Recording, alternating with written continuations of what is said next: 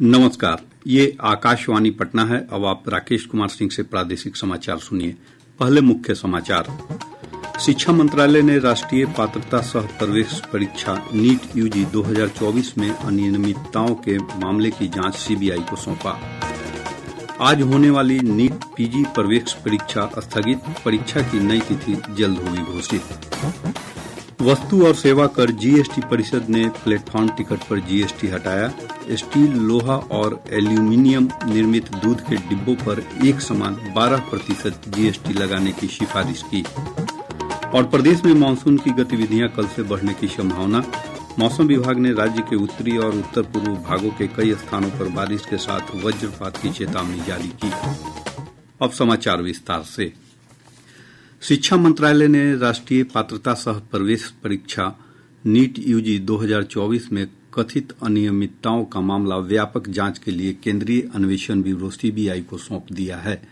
मंत्रालय ने एक बयान में कहा है कि सरकार परीक्षाओं में विद्यार्थियों का हित सुनिश्चित रखने के लिए प्रतिबद्ध है। यदि कोई व्यक्ति या संगठन इस मामले में लिप्त पाया जाता है, उसके खिलाफ कड़ी कार्रवाई की जाएगी। वहीं केंद्र सरकार ने परीक्षाओं में कदाचार रोकने के लिए लोक परीक्षा अनुचित साधन निवारण अधिनियम 2024 लागू कर दिया है। राष्ट्रीय परीक्षा एजेंसी एनटीए ने पिछले महीने की 5 तारीख को नीट यूजी परीक्षा संचालित की थी। परिणाम आने के बाद परीक्षा में अनियमितता बरते जाने और जालसाजी के आरोप लगे थे। बिहार पुलिस ने नीट यूजी परीक्षा 2024 में कथित अनियमितताओं के सिलसिले में झारखंड के देवघर जिले से 6 लोगों को गिरफ्तार किया है। देवघर के अनुमंडल पुलिस अधिकारी ऋत्विक श्रीवास्तव ने बताया कि संदिग्धों को देवीपुर पुलिस थाना क्षेत्र में एम्स देवघर के निकट के एक मकान से पकड़ा गया और बाद में बिहार भेज दिया गया है। गौरतलब है कि बिहार पुलिस की आर्थिक अपराध इकाई इस मामले की छानबीन कर रही है। नीट यूजी के 1563 छात्र आज देश के विभिन्न केंद्रों पर फिर से परीक्षा दे रहे हैं। इन केंद्रों पर राष्ट्रीय परीक्षा एजेंसी और केंद्रीय शिक्षा मंत्रालय के अधिकारी उपस्थित रहेंगे। गौरतलब है कि देश के 6 केंद्रों पर परीक्षा शुरू होने में देरी के कारण समय के नुकसान के लिए छात्रों को ग्रेस अंक दिए गए थे, जिन्हें बाद में वापस ले लिया गया था। नीट परीक्षा परिणामों को लेकर उठे विवाद के बीच राष्ट्रीय परीक्षा एजेंसी एनटीए के महानिदेशक सुबोध कुमार सिंह को उनके पद से हटा दिया गया है। भारतीय व्यापार संवर्धन संगठन के अध्यक्ष और प्रबंध निदेशक प्रदीप सिंह खरोला को एनटीए महानिदेशक का अतिरिक्त प्रभार सौंपा गया है। नीट पीजी प्रवेश परीक्षा स्थगित कर दी गई है। यह परीक्षा आज होने वाली थी। परीक्षा की नई तिथि की जल्द ही घोषणा की जाएगी। स्वास्थ्य मंत्रालय के अनुसार यह निर्णय कुछ प्रतियोगी परीक्षाओं में कथित कदाचार के हाल के आरोपों के बाद लिया गया है। मंत्रालय ने कहा है कि मेडिकल विद्यार्थियों के लिए राष्ट्रीय परीक्षा बोर्ड द्वारा संचालित नीट पीजी प्रवेश परीक्षा प्रक्रिया का समग्र आकलन कराने का फैसला किया गया है। वस्तु और सेवा कर जीएसटी परिषद ने स्टील, लोहा और एल्यूमीनियम निर्मित दूध के डिब्बों पर एक समान 12% जीएसटी लगाने की सिफारिश की है। केंद्रीय वित्त मंत्री निर्मला सीतारमण ने नई दिल्ली में 53वीं जीएसटी परिषद की बैठक के बाद कहा कि अखिल भारतीय स्तर पर बायोमेट्रिक प्रमाणीकरण शुरू होने जा रहा है। इससे सरकार को फर्जी चालान के जरिए किए गए फर्जी इनपुट टैक्स क्रेडिट दावों से निपटने में मदद मिलेगी। वित्त मंत्री ने कहा कि रेलवे में प्लेटफॉर्म टिकट, प्रतीक्षालय और विश्राम कक्ष समेत यात्रियों को उपलब्ध कराई जा रही कई सुविधाओं को जीएसटी के दायरे के बाहर कर दिया गया है। वित्त मंत्री ने बताया कि सरकारी मुकदमे कम करने के उद्देश्य से परिषद ने विभाग द्वारा अपील दायर करने के लिए जीएसटी अपीलीय न्यायाधिकरण के लिए 20 लाख रुपए, उच्च न्यायालय के लिए 1 करोड़ रुपए और उच्चतम न्यायालय के लिए 2 करोड़ रुपए की सीमा की सिफारिश की है।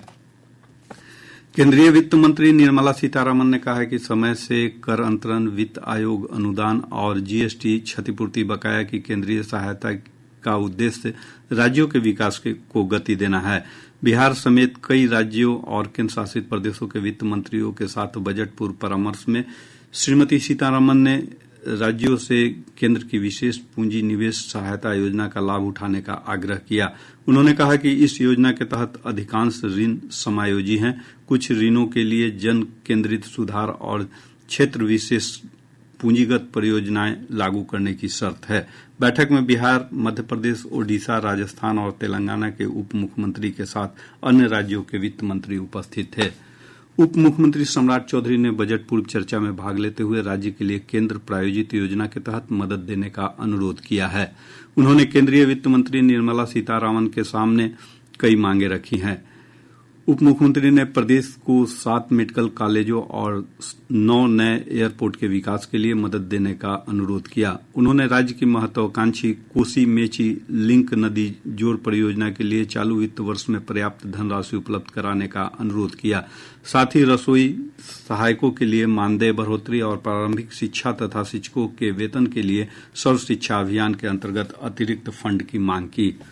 केंद्रीय गृह मंत्री अमित शाह आज उच्च स्तरीय बैठक में देश में बाढ़ प्रबंधन की समग्र तैयारियों की समीक्षा करेंगे। यह बैठक दिल्ली में बुलाई गई है। गृह मंत्रालय के एक अधिकारी ने बताया कि हर साल मानसून की बारिश के दौरान बिहार, असम और अन्य पूर्वी राज्यों में नदियों के जलस्तर में वृद्धि होने से बाढ़ आता है और लोगों के जनजीवन पर असर पड़ता है। इससे निजात पाने के लिए बाढ़ प्रबंधन की तैयारी की जाएगी।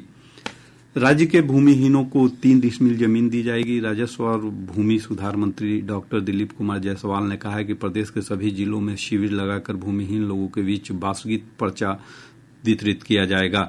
किशनगंज में उन्होंने कहा कि प्रधानमंत्री नरेंद्र मोदी ने 3 करोड़ आवास बनाने की घोषणा की है, उसका सीधा लाभ प्रदेश के गरीब नागरिकों को भी मिले, इसके लिए यह कदम उठाया जा रहा है कि जितने भी भूमिहीन बिहार में हैं उनको कैंप लगा करके वासगीत पर्चा और जमीन 3 डिसमिल उनको उपलब्ध कराया जाए, जिससे प्रधानमंत्री जी ने जो घोषणा किया है कि 3 करोड़ से ज्यादा प्रधानमंत्री आवास योजना के तहत आवास गरीब का बनाया जाए, उसका फायदा बिहार को भी मिल सके। राजस्व मंत्री ने कहा कि अंचल कार्यालय में व्याप्त भ्रष्टाचार को समाप्त किया जा रहा है। उन्होंने कहा कि चकबंदी कार्य फिर से शुरू की जा रही है। इसके साथ ही भ्रष्ट अधिकारियों पर कार्रवाई की जा रही है। चकबंदी का समस्या है, उस चकबंदी का शुरुआत होने जा रहा है और भ्रष्टाचार मुक्त राजस्व विभाग हो, जो कि राजस्व विभाग के अंचल स्तर पर और अंचल कार्यालय में भ्रष्टाचार की काफी शिकायत आ रही है कि बिना पैसा लिए जमाबंदी और म्यूटेशन, परिमार्जन ये सब नहीं होता है। तो मैंने 3 दर्जन अंचलाधिकारी पर और अन्य पदाधिकारी पर विभागीय कार्रवाई शुरू किया है और उनको कड़ी सजा मिलेगी। प्रादेशिक समाचार आप आकाशवाणी पटना से सुन रहे हैं। ताजा समाचारों के लिए आप हमारे एक्स हैंडल AIR_News_ पटना पर जा सकते हैं। तिब्बत के आध्यात्मिक नेता दलाई लामा ने राजगीर में नालंदा विश्वविद्यालय के नए परिसर के उद्घाटन पर प्रधानमंत्री नरेंद्र मोदी को बधाई दी। श्री दलाई लामा ने कहा कि वह भारत में युवाओं के बीच प्राचीन भारतीय ज्ञान और बुद्धिमत्ता में बढ़ती रुचि से उत्साहित हैं। 18वीं लोकसभा का पहला सत्र कल से शुरू हो रहा है। सत्र के दौरान नवनिर्वाचित सांसदों को शपथ दिलाई जाएगी। वरिष्ठ भाजपा सांसद और अस्थायी अध्यक्ष भृतृहरि महताब लोकसभा के नए सदस्यों को शपथ दिलाएंगे। नए लोकसभा अध्यक्ष का चुनाव इस महीने की 26 जून को होगा। अगले दिन 27 जून को लोकसभा और राज्यसभा के संयुक्त सत्र में राष्ट्रपति द्रौपदी मुर्मू का अभिभाषण होगा। संसद सत्र अगले महीने की 3 तारीख तक चलेगा। कृषि मंत्री मंगल पांडेय ने कहा कि केंद्र सरकार जल्द ही राज्य में निर्यात और प्रसंस्करण को बढ़ावा देने के लिए एपेडा का क्षेत्रीय कार्यालय खोलेगी। राजधानी पटना के ज्ञान भवन में 2 दिवसीय आम महोत्सव के उद्घाटन के मौके पर श्री पांडेय ने कहा कि इससे फल निर्यात करने में किसानों को आसानी होगी और उन्हें उत्पादन का बेहतर मूल्य दिलाने में मदद मिलेगी। कृषि मंत्री ने कहा कि राज्य में 15% हरित भूमि है, इसे बढ़ाने का प्रयास किया जा रहा है।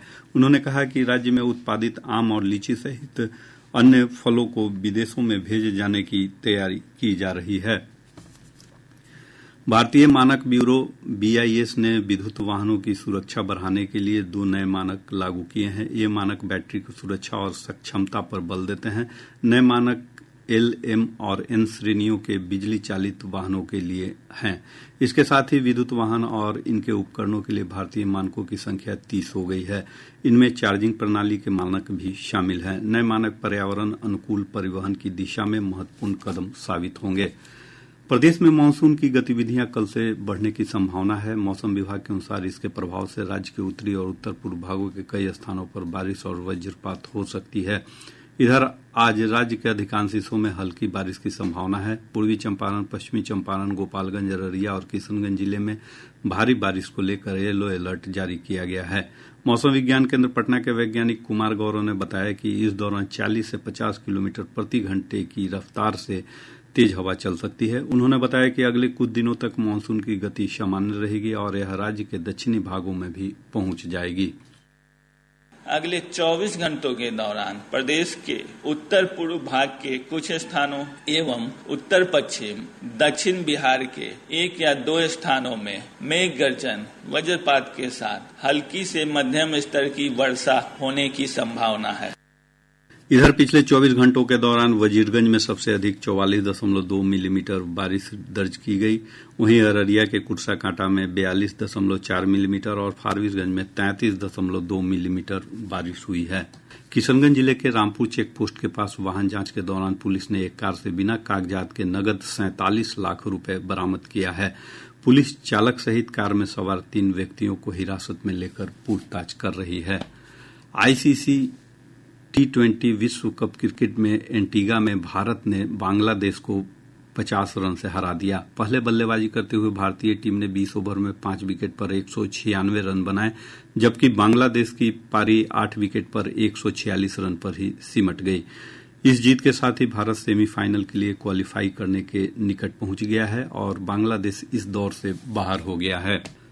और पटना से प्रकाशित प्रमुख समाचार पत्रों की सुर्खियां। आज के सभी समाचार पत्रों ने अलग अलग खबरों को प्रमुखता से प्रकाशित किया है। हिन्दुस्तान ने पटना में आयोजित आम महोत्सव को बड़ी खबर बनाया है। अखबार लिखता है, आम महोत्सव में 400 से अधिक किस्मों की लगी है प्रदर्शनी। दैनिक जागरण की बड़ी खबर है, चिकित्सा महाविद्यालयों में नियुक्त होंगे 1339 सहायक प्राध्यापक। दैनिक भास्कर ने नीट परीक्षा पर लिखा है, हजारीबाग से लीक हुआ था पर्चा, पेपर बॉक्स से भी हुई थी छेड़छाड़। प्रभात खबर ने T20 वर्ल्ड कप को लेकर पहले पन्ने पर जगह देते हुए लिखा है, बांग्लादेश को हरा भारत का सेमीफाइनल में दावा पुख्ता। राष्ट्रीय सहारा ने नीट परीक्षा को बड़ी खबर बनाया है। अखबार का शीर्षक है, देवघर से भी 6 हिरासत में, सभी आरोपी नालंदा जिले के हैं निवासी। आज अखबार की सुर्खी है, सिवान में गंडक नहर पर बना पुल ध्वस्त। और अब अंत में मुख्य समाचार एक बार फिर। शिक्षा मंत्रालय ने राष्ट्रीय पात्रता सह प्रवेश परीक्षा नीट यूजी 2024 में अनियमितताओं के मामले की जांच सीबीआई को सौंपा। आज होने वाली नीट पीजी प्रवेश परीक्षा स्थगित, परीक्षा की नई तिथि जल्द होगी घोषित। वस्तु और सेवा कर जीएसटी परिषद ने प्लेटफॉर्म टिकट पर जीएसटी हटाया। स्टील, लोहा और एल्यूमीनियम निर्मित दूध के डिब्बों पर एक समान 12% जीएसटी लगाने की सिफारिश की। और प्रदेश में मानसून की गतिविधियां कल से बढ़ने की संभावना। मौसम विभाग ने राज्य के उत्तरी और उत्तर पूर्व भागों के कई स्थानों पर बारिश के साथ वज्रपात की चेतावनी जारी की। इसके साथ ही आकाशवाणी पटना से प्रसारित प्रादेशिक समाचार का ये अंक समाप्त हुआ।